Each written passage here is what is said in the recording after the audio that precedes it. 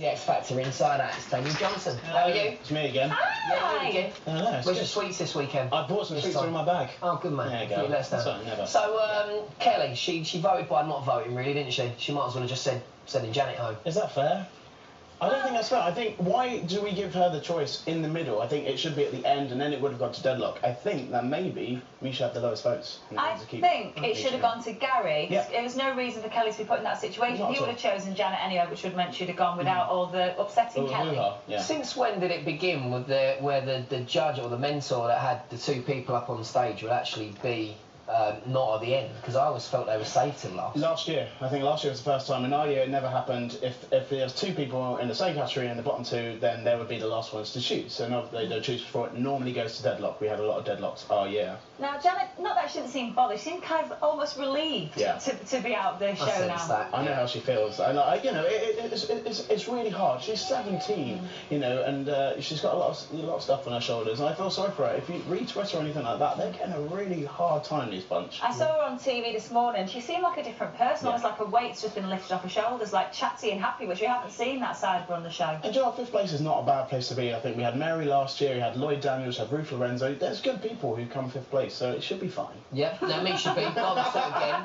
I know too much. Knowledge. I know, it's good, it's good. Talk about Misha, bottom two again. Yeah, 9 lives, I feel like. How many times has she been in the bottom two? Well, I think that she would be saved over everybody that she found herself in that position. But speaking to Janet this morning, she said that actually she feels Amelia would get the nod in front of her. So that would be interesting if it happened on the show next week. Do you agree with Janet there? Actually, can I say, for the first time, and they did it last time as well, so normally when it gets to the quarterfinals, there is no judge's vote. It should just go down to the public. And they've changed it in the last 2 years, and I think it's a bit unfair. And if they do the same next year, then I think it's a bit of a fix. Now, Kelly's been under a bit of criticism because she went off to Paris. Yeah. I mean, I think that's quite unfair, because obviously the judges have got their own lives and their own careers. I mean, how much time do they actually spend with the contestants? Maybe about an hour a week. No, I'm joking. No, when we were in the show, Simon actually spent quite a lot of time with us on Thursday, Friday, Saturday and Sunday. We'd see them.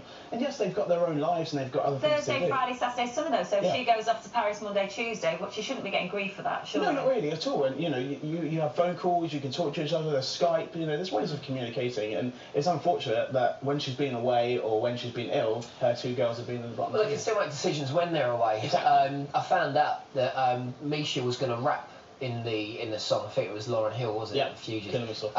So they changed their minds, or Kelly changed their mind, because she was listening to it either on Skype or down the phone and just said, no, the words are too mumbled. Yeah. So don't rap, just go back to singing. Maybe it might have been a bit too abrupt, and I think they're trying to soften Misha. I really think they are. Her look's very softened right now. She looks like a young Jennifer Hudson. Talking about judges, Gary Barlow causing a bit of a fuss. Let's have a look. Let's have a look.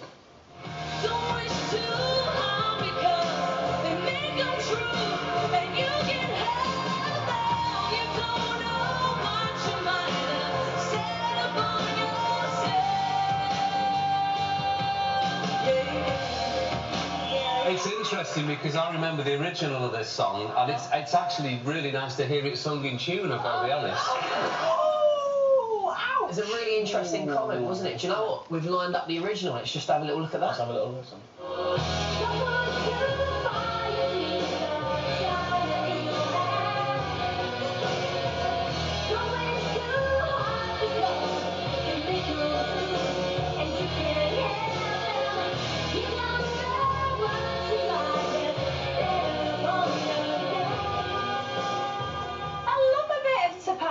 But Carol Decker is not happy, is she? She's been on Twitter and told Gary she was note perfect. Yes, I don't know if you can say that. Yeah, I know, it's 2 swear words. I don't think you can say you're note perfect yourself, but, you know, it was a great choice for Amelia, and, you know, I think that Carol's going to have a couple of... Why do you think Gary said it? Was Gary right? It was a throwaway comment, it was just funny, and maybe he didn't even write that himself. Maybe he's not going to write that for him. Okay, the charity single is out. How did the charity single do in your year? We got to #1 without joining us on One Direction. Let's see how this one does. We've got a little clip. Let's have a look. Let's go.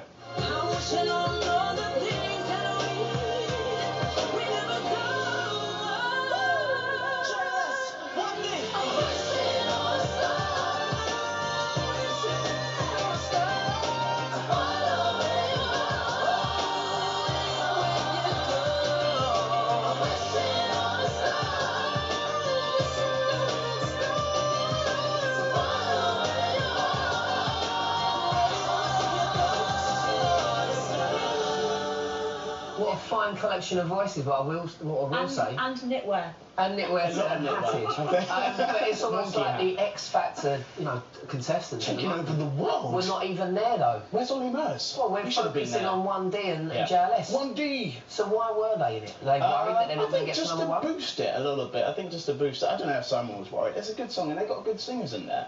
But I think that this year it's been sort of like a bit to and fro. People like it, people don't like it. So I thought, no, let's bring in JLS and 1D. They needed some guy candy. Thank you very much, Danyl. Thank you. Cheers, now we're celebrating.